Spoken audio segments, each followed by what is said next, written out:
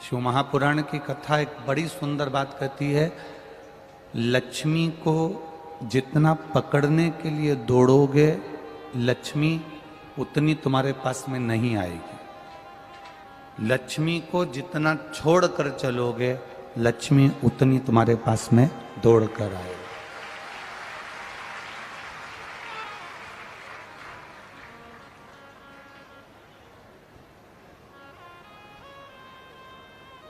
आप जितना सुख को चाहने का प्रयास करोगे कि मुझे सुख मिल जाए, मुझे सुख प्राप्त हो जाए, मुझे सुख मिले, सुख प्राप्त हो जाए, उसको ढूंढने का जितना प्रयास करोगे, वो सुख तुमको प्राप्त नहीं होने वाला। हाँ, सुख को छोड़ो और परमात्मा को ढूंढने का प्रयास करो तो सुख अपने आप दौड़कर तुम्हारे पास में आ जाएगा। मौन में जो सुख है वो सुख लोन में नहीं है। जो मौन में सुख है वो सुख लोन के अंतर्गत नहीं है। लोन से आप गाड़ी ले लोगे, लोन से बंगला ले लोगे, लोन से आप बहुत कुछ दुकान भी लगा लोगे, पर किस्त जमा करने का समय जब हर महीने आएगा तो तुम पेट भरकर रोटी नहीं खा पाओ। उस समय पर क्या करना है? हमें लोन लेने जाने से पहले, लोन प्राप्त करने से पहले, बैंक का कर्जा हो, चाहे पड़ोसी का कर्जा हो, चाहे व्यापारी का कर्जा हो, हमें किसी से कर्जा लेकर अपनी जिंदगी नहीं चलाना। हमें मौन होकर, जहां नंदी बैठता है उस नंदी के बिल्कुल पास में 2 मिनट बैठकर, जब सोमवार का दिन हो या कभी आपको ऐसा लगे कि सोमवार को भीड़ ज्यादा रहती है मंदिर में, जब बाबा तुमको एकांत में मिल जाए, अकेले मिल जाए, एकांतेश्वर मिल जाए, तुम उसके पास में जहां नंदी बैठता है उसके नजदीक बैठकर नंदी के चरण का स्पर्श अपने हाथों से करते हुए, जैसे नंदी महादेव का दर्शन करता है, वैसा दर्शन जिस दिन आप दिल से मौन रहकर महादेव का करना प्रारंभ कर दोगे, आपको लोन की जरूरत नहीं पड़ेगी, मौन में सब कुछ प्राप्त हो जाएगा। शिव भक्त का चरित्र आता है जिसका नाम था नंदनार, जिसको लोग नंदनार कहते थे। क्या नाम है उसका? जम के बोलो जरा। नंदनार। उसको लोग नंदनार कहते। नंदनार उस भक्त का नाम था, नंदनार। और वो जो नंदनार था वो शंकर जी के दर्शन के बिना एक क्षण भी नहीं रहता था। एक क्षण, एक पल भी। कोई आपसे पूछ ले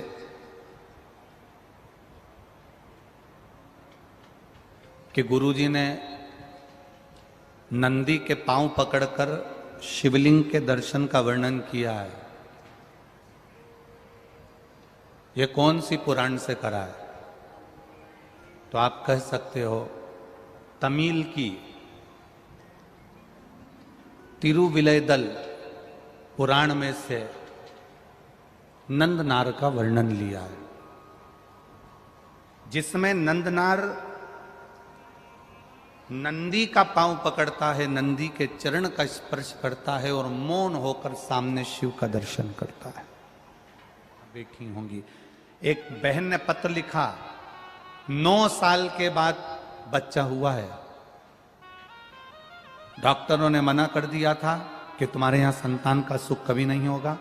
टेस्ट बेबी करवाया, अगर वो बैठी हो अपने बच्चे को लेकर तो वो जरूर खड़ी होना। उसने कलकत्ता में पत्र में लिखा था, 2 से 3 किलोमीटर दूर मंदिर था उसके घर से, जिसने पत्र में लिखा था। 2 से 3 किलोमीटर दूर शिव मंदिर था।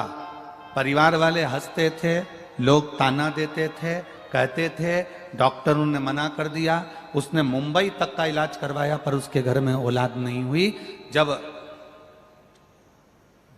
2-3 किलोमीटर दूर भगवान को जल चढ़ाने जाती थी तो मन में सोचती थी कि लोग मुझे कुछ ना कुछ कहते रहते हैं, मैं पैदल मंदिर जाती हूँ, भगवान को जल चढ़ाने के लिए जाती हूँ, बस ये सोचती सोचती जाती थी। तो उसने पत्र में लिखा, मेरे यहाँ संतान तो बाबा ने दी पर उसके मंदिर जाने के लिए मुझे पहले गाड़ी पहुंचा दी, उसके बाद संतान दी। सत्य रूपी परमात्मा को पकड़ो, सत्य रूपी शिव को पकड़ो।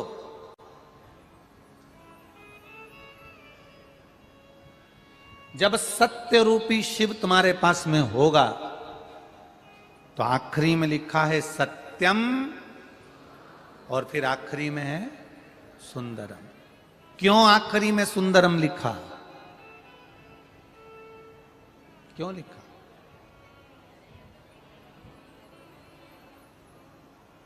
अशोक स्तंभ में लिखा हुआ है सत्यमेव जयते। पढ़ा है आप लोगों ने कि नहीं पढ़ा? पढ़ा है ना? अशोक स्तंभ में लिखा हुआ है सत्यमेव जयते, सत्य की जीत होती है। यह अशोक स्तंभ में हमारे वेदों से लेकर लिखा गया। शिव कथा भी वही कह रही है, सत्य रूपी शिव को जिसने पकड़ लिया, सत्य रूपी शिव का जिसने स्मरण कर लिया, सत्य रूपी शिव को जिसने पहचान लिया, सत्य रूपी शिव के चरणों में जो जाकर बैठ गया, सत्य रूपी शिव को एक बार जिसने मनन चिंतन कर लिया, स्मरण कर लिया, तो तुम्हें कहीं जाने की जरूरत नहीं पड़ेगी। सत्य रूपी शिव अगर तुमको मिल गया तो फिर तुम्हें कहीं मत जाना, तुम्हारा जीवन वैसे ही सुंदर हो जाएगा जैसा सत्यम शिवम। जीवन की सुंदरता शिव दे सकते हैं, जीवन का सुख शंकर दे सकते हैं। भगवान के पास बैठ जाओगे, अपना कर्म करना, मेहनत करना, अपना परिश्रम करना, ये जरूर ध्यान रखना। ये नहीं कि तुम नंदी के पास पांव पकड़कर बैठ गए तो तुम अपना कर्म नहीं करोगे। मेहनत करना, अपनी एग्जाम की तैयारी करना, कंपटीशन एग्जाम की तैयारी करना, परिश्रम पूरा करना, और परिश्रम को करते करते फिर जब मौका मिल जाए कि अब मैं सब कुछ कर चुका हूं, अब मेहनत भी कर रहा हूं, और मेहनत करते करते शिव के शिवालय में जाकर, शंकर के शिवालय में पहुंचकर, क्योंकि शिव का शिवलिंग जहां होता है वो मंदिर नहीं होता, वो शिवालय होता है। मंदिर और शिवालय में जमीन आसमान का अंतर होता है। मंदिर में भगवान स्थान एक बार प्राण प्रतिष्ठा हो जाती है तो मंदिर में भगवान के प्राण आने के बाद में, प्राण प्रतिष्ठा के बाद में भगवान मंदिर के अंदर रहते हैं। शिवालय का मतलब होता है कि भगवान का शिवलिंग भले मंदिर के अंदर होगा, शिवालय में होगा, पर नंदी बाहर है तो मेरा महादेव नंदी पर बैठकर रोज भ्रमण करने जाएगा, वो मंदिर के अंदर टिक नहीं सकता। मंदिर में और शिवालय में अंतर होता है। मंदिर में भगवान स्थायी बैठा है और शिवालय में भगवान स्थायी नहीं बैठा, वो चलता फिरता रहता है। रोज प्रदोष काल आएगा, रोज प्रदोष का समय आएगा, रोज शाम का समय आएगा, शंकर जी नंदी पर बैठेंगे, पार्वती को बिठाएंगे और भ्रमण पर निकल जाएंगे। किसके यहां पहुंचेंगे? जिसने दिल से महादेव का भजन करा है, उसके दरवाजे पर नंदी रुकेगा और भंडार भरवाएगा। ये नंदी के चरण क्यों पकड़े जा रहे हैं? नंदनार नाम का शिव भक्त नंदी के चरण क्यों पकड़ रहा है? नंदी के चरण पकड़ कर क्यों रख रहा है? उसका कारण केवल इतना है कि ये नंदी ही एक ऐसा है जो मेरे दरवाजे तक लेकर शिव जी को आ सकता है। मेरे महादेव को मेरे द्वार तक लेकर आए। कल एक कथापन श्रवण कर रहे थे बिलवा की, सपेरे की। वो बिलवा जो सपेरा है, उस बिलवा ने करा क्या था? उसका भरोसा बड़ा पक्का था। बिलवा सपेरा था, सांप पकड़ता था, सांप का जहर निकालता था। बाल्यावस्था से भगवान शंकर की शिवलिंग का निर्माण करना, उसका पूजन करना, उसकी भक्ति को धारण करना, उसका स्मरण करना, शिव भक्ति में रमा रहना, यह बिल्वा का काम था। अब